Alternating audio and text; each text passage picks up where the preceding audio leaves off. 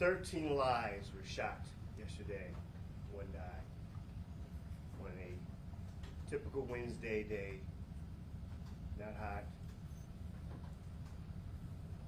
Today, we experienced 2 lives were shot. One who was pregnant, another who was a 1-year-old.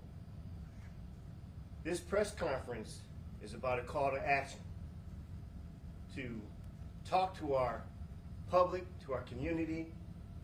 What we're seeing, what we've experienced is absolutely unacceptable. And as you can see in this particular room, there are elected leaders who share the same sentiment about how unacceptable what took place yesterday and what took place today. The Milwaukee Police Department responds to these incidents, and we do everything that we can do to engage the community. But I repeat that we cannot do this alone. This is not just on the Milwaukee Police Department, nor our elected officials' responsibility to engage, to be able to redirect some of the frustration, from the anger, some of the conflicts that we have out there. This is all of our responsibilities. Many times I have closed out with press conferences saying, we are better together. But today I will say, we are better than this. Yes. We are better than this. The unfortunate reckless incidents we're seeing out there are avoidable. We're still seeing too many unacceptable resolution of conflict by using firearms. We need to be able to show ways to respond to conflict in productive ways, in ways that it's not going to be detrimental, not only to the person who you are bringing harm to, but to yourself. When we engage in these type of behaviors, there are no winners. No winners. And we as a community need to step up and say, enough, enough. Show our young ones how to resolve these issues in a productive way. Do something. There is no spectator sideline when it comes to public safety. Everyone has a responsibility. There's a platform for everyone. Whether it's helping out with engagement with our youth, the mayor has a Camp Rise. So many kids asking, begging for some type of attention from you all, meaning our community. Our children are looking for parental guidance. They're looking for love. And it's not enough just to say it, but to show it. Acts are nothing if you don't have the words aligned with them both. So we need to understand that we cannot just say these words, but show it. It's almost biblical. You cannot do things where basically people are seeing that you don't align with the words you're saying. We need a role model better for our young ones. Because as much as we want to try to blame, it's just the little young ones out there, some of you adults are acting up too. And understand that you are a role model, whether negative or positive. We need to understand, again, that we're better than this, that it's not enough to use firearms when you feel that you're disrespected, that we have other tools out there, other resources who are begging for you to come and ask for help. There are individuals out there ready to help, but you need to meet us halfway in regards to showing that you want to get help. This press conference is not about numbers. We talk enough about that. Our life is not a statistic. Our life, no matter who you are, no matter where you're at in life, is precious. We can do better than this. We need to do better than this. And I ask you, are you willing? Shall you do better than this? We always understand that there's something we can do. Let's all join hands together to do this together. And as we always talk about, in regards to the different platforms you have, we do have, again, Crime Stoppers Anonymous to help us out with these investigations, because we're only as good as the information that's given to us. We also do have, again, Crime Stoppers and 224 tips in regards to, you can call these in, or P3 tips. because we want to have every platform available to help us resolve these issues that we see in our community. Now I'll bring the mayor up to speak on behalf of the city of Milwaukee for the mayor's office. Thank you, sir, for being here. Thank you so much, Chief.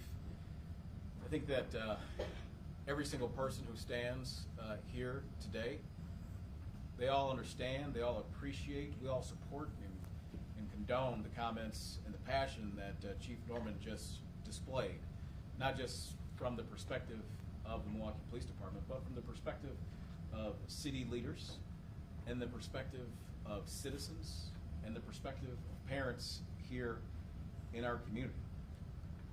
Because in a civilized society, you have fundamental principles that we respect the lives of our fellow human beings. That's all of our responsibility, each and every single one of us. The gunfire and the injuries we're seeing in our city represents a breakdown of a small segment of our society.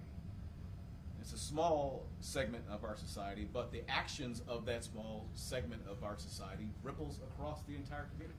It has a huge effect.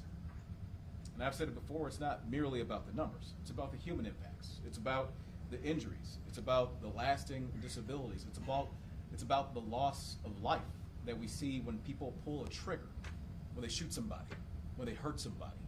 It doesn't just affect the person who was shot. Their family is affected. Their kids are affected. Their parents are affected. Their friends and their neighbors are affected. Their whole community is affected. Our city is affected by those things. It's also about the impacts on the quality of life in the city, the impacts on our economy, the trauma that's imposed upon our residents. Guns particularly in the hands of people who should not have them in the first place.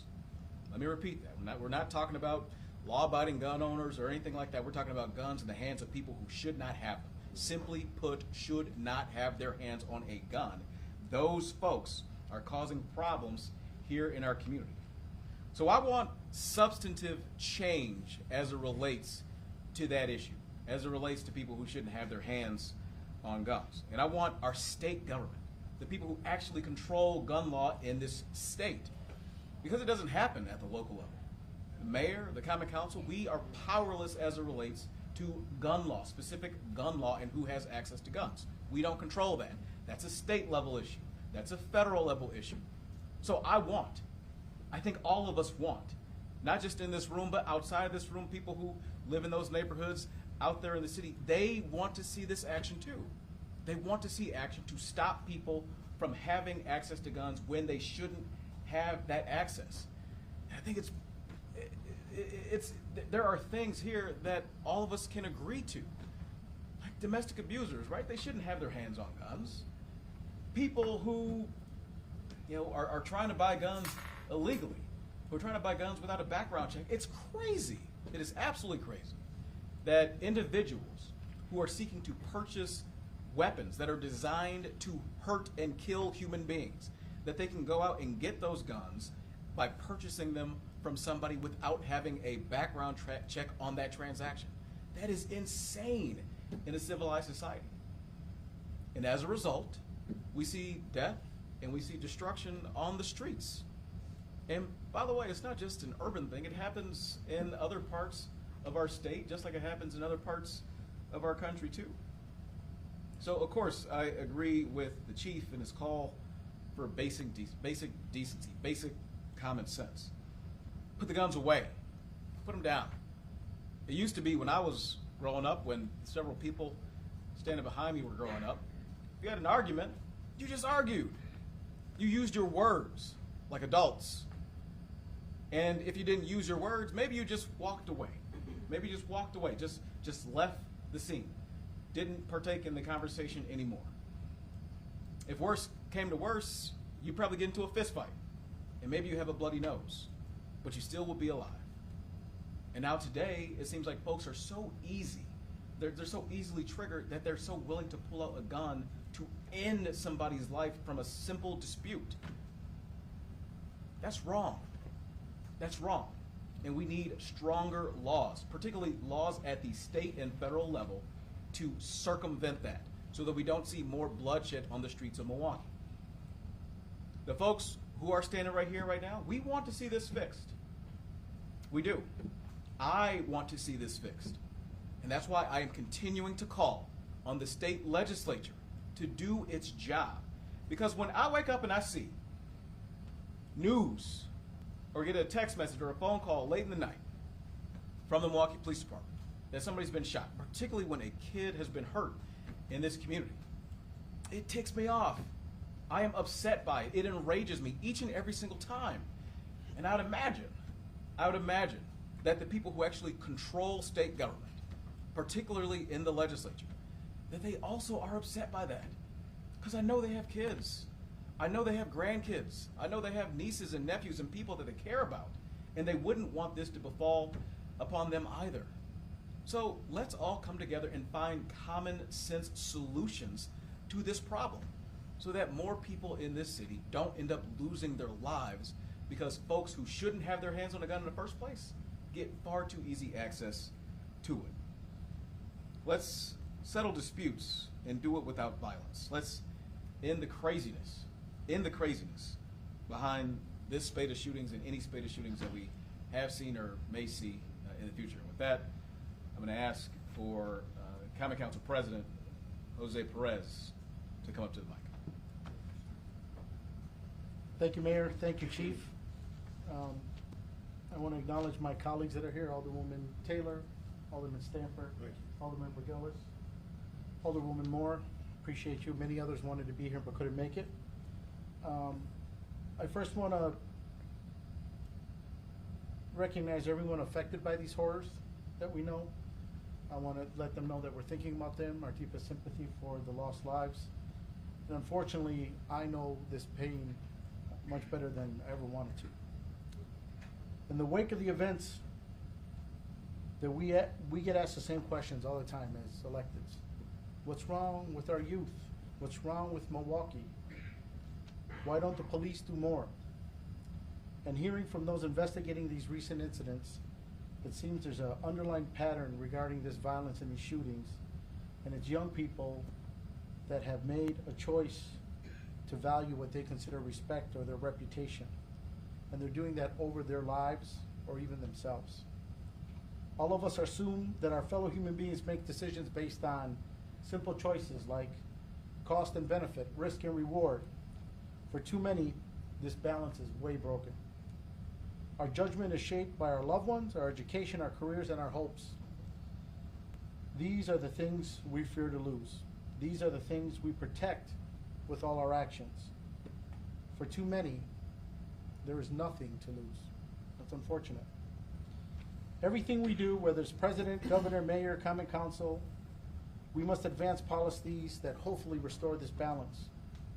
Yes, we must do whatever we can to stem the tide of firearms that has washed over our streets. And yes, we must do more work with lawmakers and judges to create real consequences for some of the worst criminal behavior. But at first, we must attempt something much harder. We must convince a desperate few, for few they truly are, despite the damage they can do, that they have something precious to lose. That real respect does not come from violence and foolish choices. We all have a responsibility to try to do that. And I echo the statements of the mayor and the chief. And, you know, I'm asking people to do an in-reach, right, in their own families, on their own block, because we need to stop. We need them to know they got to make better choices when it comes to solving any conflict, any dispute. This is ridiculous. Thank you, and with that, I will introduce Director Hamilton from the Office of Community Wellness.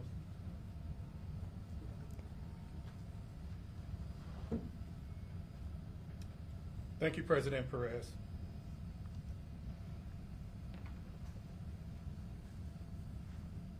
I think we've all gone through a difficult couple days.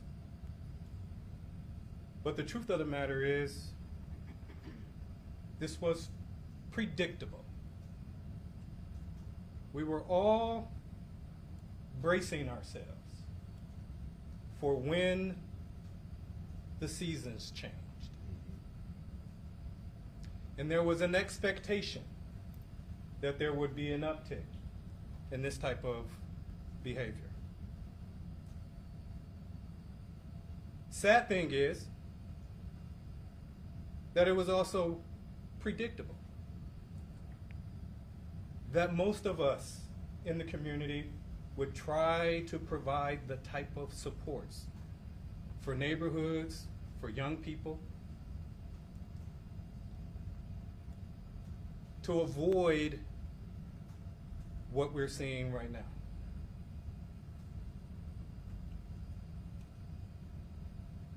But one of the things, if there's a bright silver lining in these tragedies the last couple days, is the overwhelming support from community members and neighborhoods across the city of Milwaukee who are willing to stand up and say, like the chief said, enough is enough. There's a willingness to participate at levels that they may have been unwilling to participate before. There's a willingness to say collectively that the lives that you are putting in the crossfire of your unwillingness to be able to find alternatives to your conflicts are just too valuable to be numbers during the summertime that we just accept. As the mayor said, this is unacceptable. Silver lining, it's not just us up here. There are broad voices in the community who are also saying the same thing. There are unified voices that are saying things must change, and they're willing to take action in order to do so. So this is what I would suggest. After underlining what the mayor outlined as far as what gun laws should be and updating those, especially for communities that really are suffering from the impact of gun violence in this state, encouraging people, like the Common Council President said, to dig inside, because you do know and you understand that there are people in your own family who need to be held accountable for what they are doing. And the chief, who is really opening up the whole idea that policing in the city of Milwaukee is an all-in sport. We have to create those opportunities. We will create those opportunities. And we have to let people know who are carrying guns in our own families that the people who are most vulnerable to the dangers of that weapon are the people's closest to them.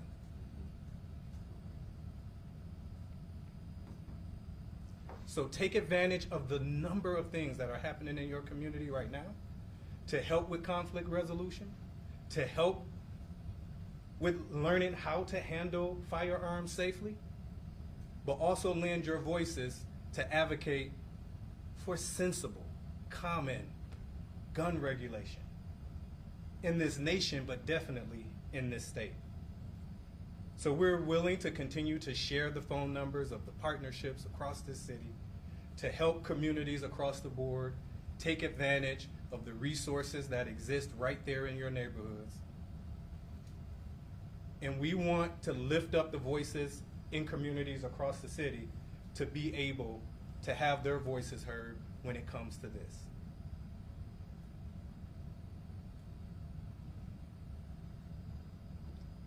Community members have said. Leadership has said. This is completely unacceptable, and we cannot continue to go down this path. We're losing too many valuable lives. Thank you.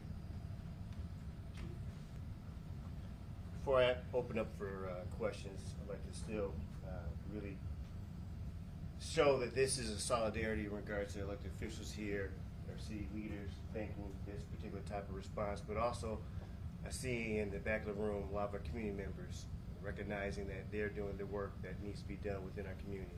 I thank them also.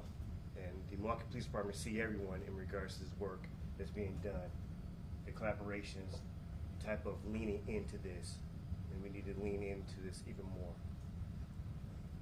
Questions? Chief, do you suspect? We're gonna start over there, I guess. Thank Drake. you. My question's for the mayor and any of the alders that are here. Milwaukee's made positive strides in the last 18 months when it comes to gun violence. The homicide rate's down, the non-fatal rate's down. Mayor Johnson, you often call on the state legislature to try and restrict people's access to guns. But how much of it is poor policies historically and on the local level that has disenfranchised lower income people or the black community, groups that have been disproportionately affected by crime? Yeah, well, that's an excellent question. And look, there are a number of things that have happened locally over the course of the past number of decades that unfortunately has put our society, our city specifically, in some really trying positions. I would imagine that when folks were moving to Milwaukee trying to get access to a good paying, family supported job, when manufacturing was king here in this community, that violence was low, or at least much lower than what it is when folks had access to those things. It wasn't a local decision for those opportunities to leave. Milwaukee, much like other cities in the industrial Midwest, was caught up in deindustrialization and globalization and corporations that were trying to have an opportunity to keep more of their money and not make investments into workers. That's got a profound impact. That's got a profound impact. For us at the local level, I always talk about this city being a resource-rich community. For years and years and years, I would hear these stories about people, young people, not having things to do. Talk about local decisions. The fact of the matter is, there's plenty of things for young people to do in Milwaukee. I mean, just the other day, I had the opportunity to go and talk about our Hello Summer initiative, which is sort of like a catch-all for all the youth-serving organizations in Milwaukee. If young people want to swim, if they want to play basketball, if they want to eat, if they want to do anything, like there's an opportunity for them here. The police chief, under his leadership in this department, recently relaunched the Police Athletic League. YMCA that I've often talked about that I was involved in growing up. I mean, Alderwoman Moore, who with her husband spearheaded Urban Underground. These sort of opportunities exist in Milwaukee, and local decisions help those things to continue to happen. I was just with Alderman Stamper just days ago, the 50th anniversary of the Warning Summer Youth Basketball League. And he talked about the fact that under his leadership on the county council, there's millions of dollars funneled into programming and opportunities for people, particularly young people, in Milwaukee. So we are making decisions at the local level to positively impact the lives, particularly of kids in Milwaukee. But the unfortunate thing that we have to deal with, that I keep bringing up, and I'm glad you pointed this out as well, is that we live in not just a state, and it's not just a Wisconsin. We live in a society in the United States, one of the only advanced countries in the world, developed nations in the world that has this sort of spate of deadly gun violence. And we have a legislature in this state, and a state government in this state, not just the current legislature, but legislatures past too, that just seem to refuse to act. They just seem to refuse to do anything, that see these same stories of heartbreak and people being hurt and children being caught in the crossfire, and we just don't see the action. And like I said before, like I'm a dad, I can think about my own children being in a situation like that. I would imagine that the folks in Madison, they see it and they could feel that, and they could put their own kids or grandkids or nieces or nephews in that same sort of position. Like, that's where we've got to make changes. So we're doing what we can at the local level to make the investments in both accountability and in prevention, right? Accountability in the police department, because as I've said time and again since I became mayor, that folks who commit death or harm or destruction in this city, they should be held to account. I mean that. And I think that the people behind me also believe in that. And not just us. When we see stories about people being shot or hurt out in the community, on these news stations, right, or interviewing in the Journal Sentinel or other publications, they're saying they want justice. They want justice for the people in their family who have been hurt. We want the exact same thing. And in terms of prevention, we're making so many investments in prevention at the local level. The area where we need help, though, is at the state level and at the federal level to stop people from having access to guns who simply should not have access to guns in the first place. Hi there, back here in the corner, Adam here from CBS 58. Question for each of the speakers, if you're able to answer, or anybody else who wants to. Respectfully, we've heard a lot of this before. You've acknowledged that. It's why we're here. We've done this too many times. Operation Summer Guardian has gone on for several summers. We've talked about putting the guns down, talking about getting to the legislature, etc. At what point do you change tactics, or how are you changing tactics to make sure they're either more efficient or resources are being put in better areas? Are you content with what's being done right now and just hoping the legislature will change its mind? Or are there ways that you can put your time and energy and resources in other areas if these are not working for the past several summers? Thank you. So you named off a couple things that are working. This press conference is not about that we're not doing the work. The yeoman's work is being completed. Again, I'm not talking about the numbers right now, but if we want to talk numbers, we have double-digit reduction in many areas of Part 1 crimes. So let's not get that twisted in regards to what's going on in regards to the work that we're doing. But there is still so much more in regards that we need to continue to lean in and message repeatedly about what we're seeing and bringing more people on board in regards to the work that's being done. This uniformity here, this solidarity between our elected leaders and this community, along with our community members, is being done in a way that I have never seen before in regards to this particular type of relationship. But we cannot be satisfied. So the message is clear. The work that we're doing, we are actually accomplishing things, but we can do so much more in regards to who else needs to be at this table. The hand is out in regards to that we want to be able to work with you in regards to the work that we are the problems that we're seeing in our community, and that we are open and willing to partner with anyone. I've said that from the first time I sat in this position as chief. The Market Police Department is ready to work with anyone who's willing to work with us for the betterment of our community. Director Hamilton said it best. You know, this is a community activity. And so we're using this platform to reach out to those who have not done anything to come to the fold. So I don't know if there's anybody else want to. Yeah, I do want to add to this because I do feel like sometimes we send the wrong message media-wise because we don't want to strike fear into the community or make them feel as if things aren't getting better. The numbers say they are improving. And there have been huge investments over the past 2 years into strategies that center the community in allowing for them to actually take part and be an active participant in public safety in their neighborhoods. There's been investments in de-escalation and mediation, and we've had a record number of young people actually take those classes and participate in that. And we're seeing that reflected in a lot of behaviors in the community.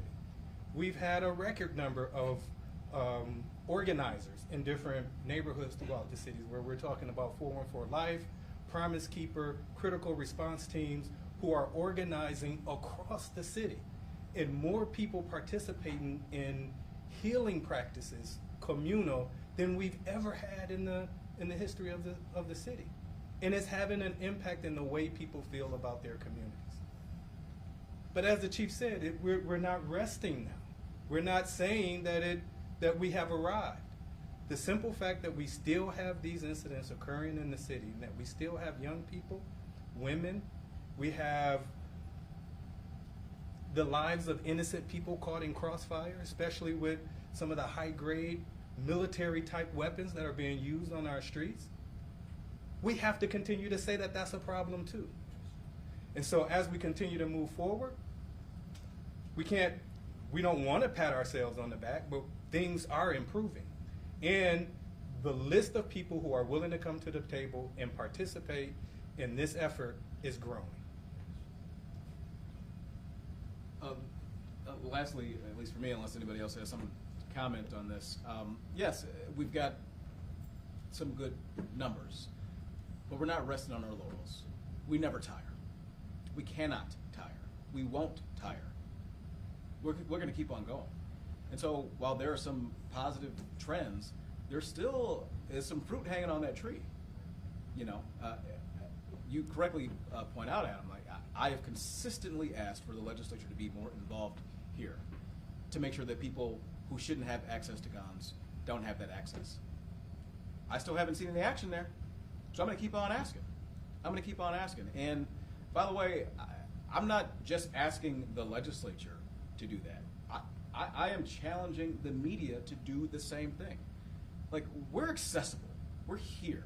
We will do these. The chief and I, and Director Hamilton, we routinely stand at this podium and present the facts as they are in the city of Milwaukee and show the trends that are happening in this city.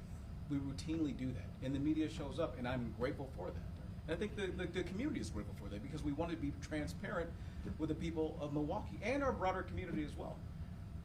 But the fact of the matter is that I am not seeing that same sort of action where the media goes and talks to the folks who actually have the power, the legislative power, the political power to change the dynamic. We just haven't seen that.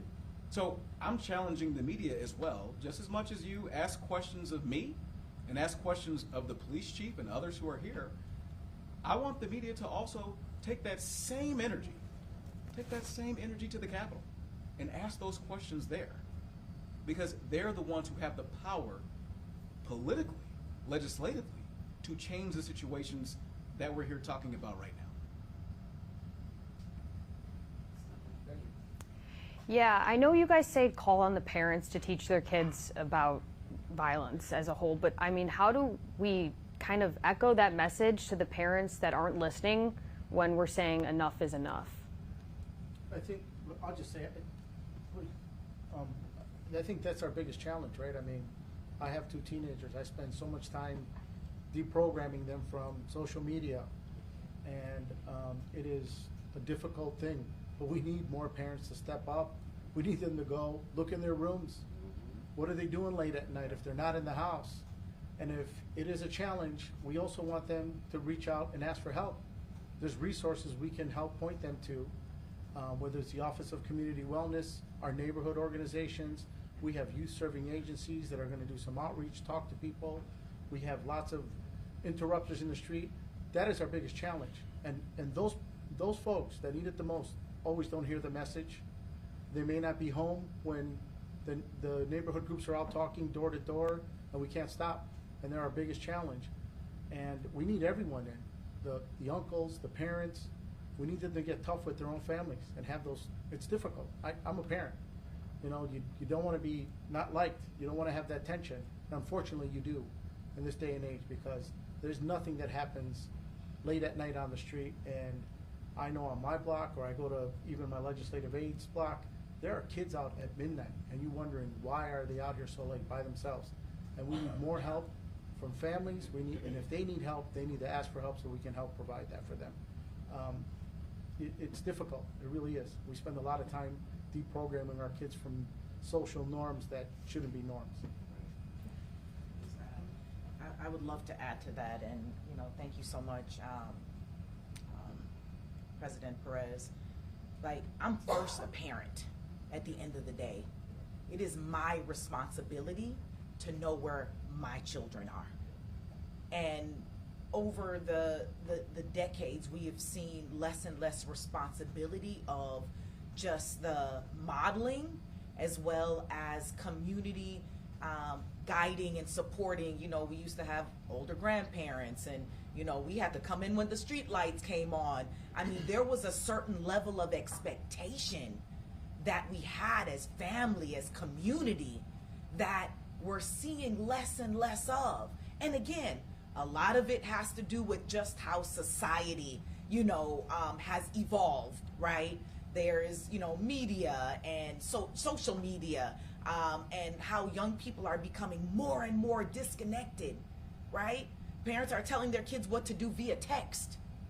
We have to figure out a way to transition that, and to, even when it comes to our public education, or any education for that matter, when young people are going to school, they're going to school with a phone in their hand. They walk down the halls with a phone in their hand. They're in class with a phone in their hand. And the expectation has absolutely changed. So we, as parents, and I'm talking to our parents, I'm talking to our community right now, we have to engage our children. We have to engage the cousins and the nephews and the nieces. We have to be able to say, what you're doing isn't right. Come on. Let me show you, share with you all the summer what do you want to do? There are opportunities that are here. The mayor said it best. This city is so opportunity rich. A lot of people come here from other places because they know the experiences that are here, because other people talk about them. But we're in a space right now where we need everybody. This is an all hands on deck approach. I'm talking to, you know, the youth groups. I'm talking to the mosque. I'm talking to the churches. I'm talking to the neighborhood groups. I'm talking to everybody. It's time that we plug in. It's time that we begin to say enough is enough. And we need to take our communities back, and I know that we can do it. Milwaukee is better than that. As we see some of the violence skew younger, do you suspect any sort of turf or street war in between groups of young people in the city, and how do we approach fixing that? So it was already talking about some of the things that we saw back in the day as we were growing up is not being done anymore. There is no such thing right now in this day and age of blocks or turf. With the challenge of social media, there is more groupings of names that we're dealing with right now. We're not dealing with those who are just saying this is my area, because it's, again, across not only our city, it's across our state, it's across our nation. Many times I get together with a lot of other major city chiefs, and we talk about how trends used to be either months or years or weeks, days, that span across our nation. And so for us, it is really challenging because of this. It's more fluid, more nimble in regards to some of the behaviors that we are always sometimes chasing after the next trend or the next fad, and that there is no true loyalties like we saw back in the day of certain type of gangs, whatnot. There is just a more fluidity of the type of behaviors that we're seeing out there, which is disturbing, because it comes back to how can we actually monitor those particular type of things when you have a phone or iPad that's really driving a lot of communications out there. So we need to really lean in with our community partners. We lean in with everyone that's willing to work with us to be able to say, how are we able to assist in these particular type of behaviors and redirect them to some of the different opportunities, as the mayor talked, as Alderman Moore talked about, Council President Perez, that they need to recognize that there are things out there for them besides this negative behavior. I too am a parent. I'm a two-household parent, and it's hard. But I'm not looking for a cookie for doing that. It is our responsibility to keep our children busy. I've said this time and time and again. If we don't keep our kids busy, someone else will. And you're not going to like what they're going to do when they have to find their own activities. There's many days. I worked 19 years on late shift just to make sure that I was there for my children during the day. to make sure I was there to convey them to different events. Driving all across the community, we share a soccer family in regards to the type of investment that we put into our kids. So someone come and complain that, well, I did this, did that. Okay, I'm asking you to do more. I'm asking you to lean in as much as you can. Pour everything into your children. Guardians, parents. No one says easy. Public safety is not easy. We as the respective leaders, the job that we do is not easy, but we lean into it. And we're calling on, we're asking, we're pleading to have everyone lean into it with us. Just a really quick direct follow-up question. You mentioned social media. Sometimes we find after the fact that these young people have been posting on social media with weapons that they shouldn't have or other sort of criminal activity before the crime happens. Is there any sort of monitoring that you guys are able to do in addition to just, say, parents monitoring their children's social media? So we get information in so many different forms when it comes to social media, but the biggest is from our community. In every particular press conference with Crime Stoppers, P3 tips, everyone has a responsibility for monitoring. We do follow up on those type of things, and again, I am very proud of the work that the men and women of the Milwaukee Police Department does on it 365 days a year, 24 hours a day, holidays included, in regards to, when we talk about some of these situations, we put out the press releases to show to the community that we are leaning in regards to accountability. But I hate talking about the accountability aspect because there's so many missed opportunities to prevent it. When you leaving guns in your cars, you're arming our kids. They're not going to the stores to buy guns. They're taking them from people who are negligent with it. And it's our responsibility to talk about it. So I appreciate the media being here because you're the platform to help push it out even more. We have a responsibility to give you the information of what we're seeing. There are young ones who have no business having a firearm in their hands out there doing destructive work in our community. It is our responsibility to talk about this. And yes, social media is part of that. I watch my kids' social media. I pay the bills.